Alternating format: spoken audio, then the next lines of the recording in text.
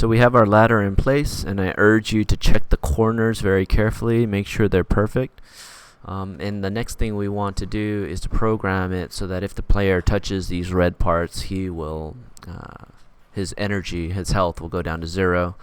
His joints will break apart, and you'll hear the oof sound, right? So what we're going to do is we're going to click on the first part, right-click it, insert object, and we go to insert script. Okay. And from here, we're going to get the part first. So local part is equal to script.parent. Notice here, this is the script that we're writing in. Its parent is the part that we have selected right here. Right, so we're saving that part here. We're going to put a touched event on it. So we're going to say part.touched connect. And in here, we're going to say onTouch. Right? OnTouch is the name of the function that's going to run if anything touches this part. So I'll come over to here and I'll say function onTouch.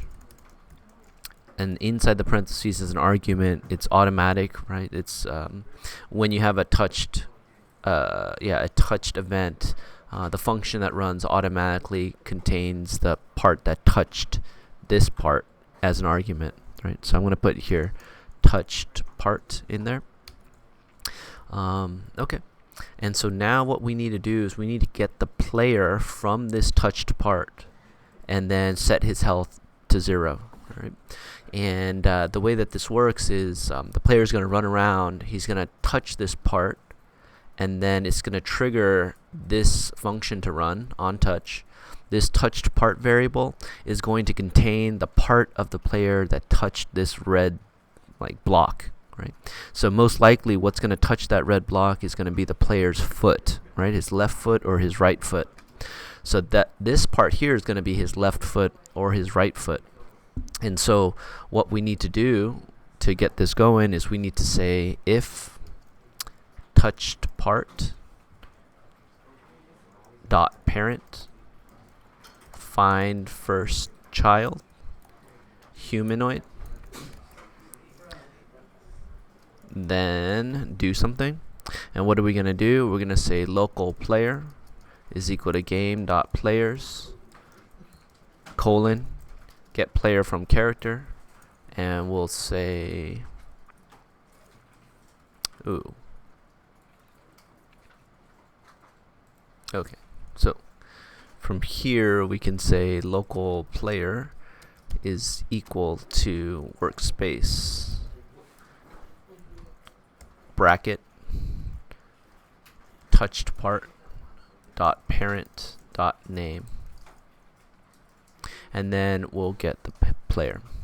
Alright, so this is kind of a lot to unpack, but the way that it works, if I go ahead and play the game, is if the touch part, let's say, is the left foot, then the parent of the left foot is going to be the player's character. Okay.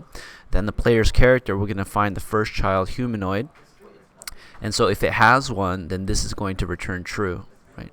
If it finds a child of the parent of the touched part that's a humanoid, then this is going to return true.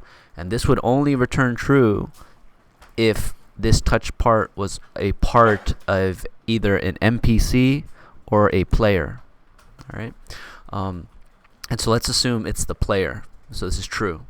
Then what is it going to do? It's going to go onto the workspace, and it's going to get the name of the...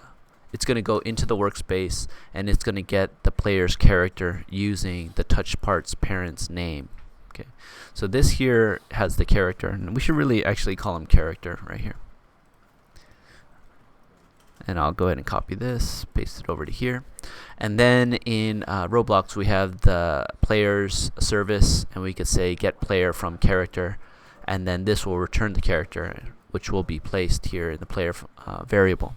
So this all seems kind of abstract, but once I play the game, and I'll show you here on the folder what this exactly all means, it'll become a little bit more clear, right? Like, what's the difference between a player and a player character? It's kind of confusing, but just hold on a second. And so now that we have the player, what we can do is say player.humanoid.health is equal to 0. So now let's go ahead and play this, see if it actually works.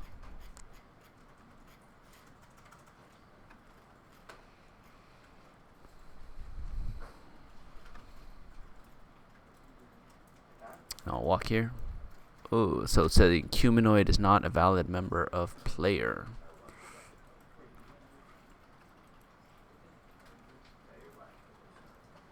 Okay, so I'm a little bit confused, right?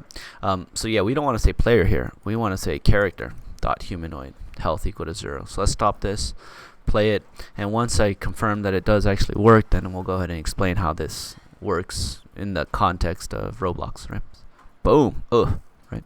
You didn't hear it, but we do have a sound there. And how does this all work? Well, here we're actually playing the game, right? And if you look over to here, this is the player, okay? And he's in the players folder. And if you look over here, this guy that's in workspace, this one is the character, okay? So if you look in the character, we have left foot and we also have right foot. These two guys are going to be, one of them is going to be what touches this part, okay? So then when it comes over to here, this touch part is either going to be the left foot or the right foot. Then we're going to say left foot dot parent. So this left foot's parent is this character, and we're going to find the first child, humanoid. So it's going to look for humanoid, which is right here, right? So if this returns true, then you know for sure that what touched this part is either the player or an NPC.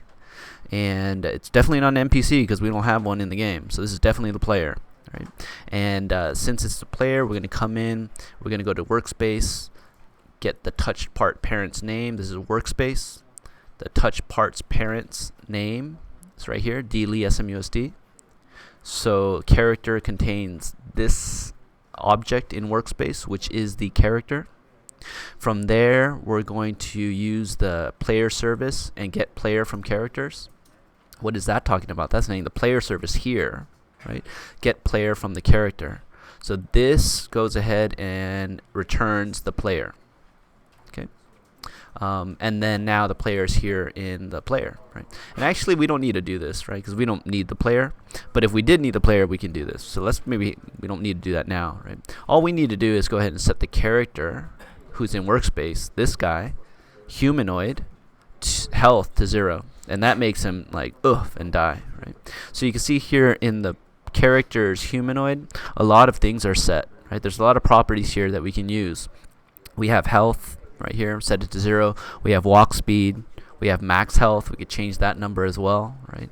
We have the jump, whether he's able to jump or not. So a lot of the properties of the player are right here in the character's humanoid. Okay. Right, and so that's what we want to do, and that's what I'm going to ask you to do to the rest of these red parts here, right? Add a script to all of them and copy and paste this same code. And what should happen is your player should explode whenever he touches any of them.